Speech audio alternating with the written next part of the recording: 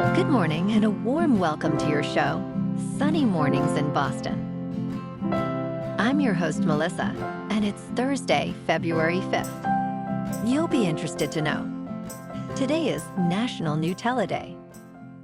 This creamy holiday honors the beloved hazelnut cocoa spread, which traces its roots to an Italian pastry chef named Pietro Ferrero and a 1964 innovation.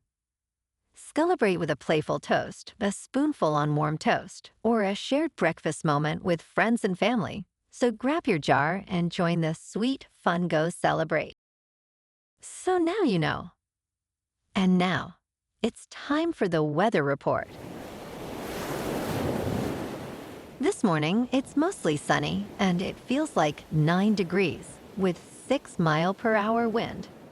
The sunset will take place at 5:03, and it will rise again tomorrow at 6:48. It looks like we're in for some sunny weather today, with a high near 29 and a light northwest wind around 6 to 9 miles per hour. Tonight, expect partly cloudy skies with a low of 13 and a gentle north wind. For all you beach runners out there, the first low tide Thursday will be just before 7:30, with a high tide just after 1:30. The nearshore buoy at Cape Cod Bay reads 33 degrees for the water temperature. Looking ahead in the weather. Friday will be mostly cloudy with a high near 28 and a slight chance of snow late with light northeast winds. Saturday brings snow with highs near 27 and northwest winds 3 to 13 miles per hour, gusting as high as 26.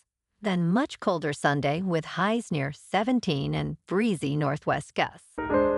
Bonjour, food enthusiasts. This podcast is brought to you by Versailles Cafe and Pastries in Encinitas. Nestled on El Camino Real South, just north of Encinitas Boulevard, this cafe is a haven for culinary delights.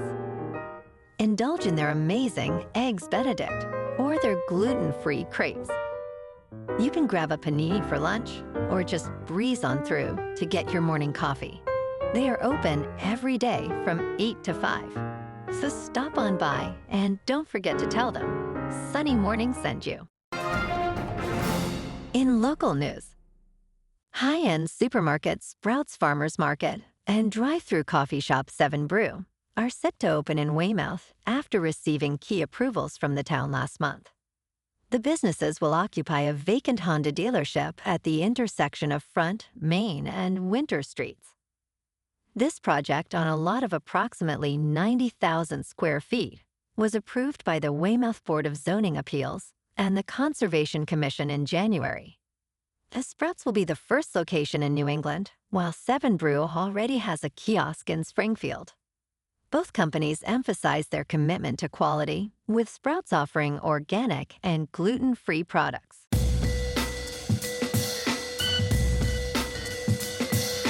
Now on to sports. The 2026 Winter Olympics faced significant infrastructure concerns in recent weeks. The first event in Italy, the set of mixed doubles curling matches, experienced a power outage just 5 minutes into the competition. With clocks and scoreboards down, play was halted for about 5 minutes, during which athletes entertained themselves. The local organizing committee cited an energy issue, but details remain unclear. While the curling venue has a strong historical background, issues persist with the hockey and sliding arenas, including ongoing construction and safety concerns. The situation raises doubts about the overall readiness of the games. In local sports, the Celtics continued their winning streak, taking down the Rockets 114-93 on Wednesday night. Derrick White shone with 28 points, including 6 three-pointers, helping the team secure a 4th straight victory despite the absence of star Jaylen Brown. Houston's coach Ime Udoka was ejected after a heated exchange with officials, while Alperen Sengun also got tossed for arguing a call. The Seas dominated the third quarter, going on an 18-3 run to extend their lead, showcasing impressive shooting from White and Baylor Shiremen. Next, the Celtics will host Miami on Friday. In top news, experts say the U.S. needs an additional 2 million to 20 million homes to address the housing crisis, highlighting the significant shortfall. Moody's estimates that 2 million new homes are necessary, while Goldman Sachs suggests 3 million. Zillow believes the figure exceeds 4 million, and Brookings estimates 5 million, with McKinsey claiming 8 million. In contrast, congressional Republicans argue the shortfall could be as high as 20 million. Some economists even contend that there is no shortage at all. Vacancy rates and household dynamics complicate the assessment, with 18% of adults aged 25 to 34 living with parents in 2023.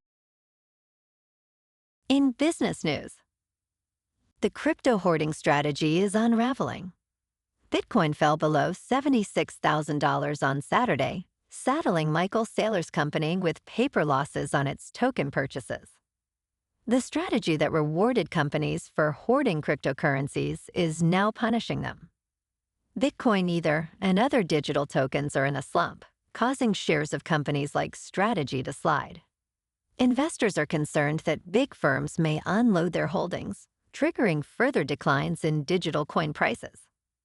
With Bitcoin now trading at around $78,000, down 38% from its early October peak, the market braces for a potential breaking point.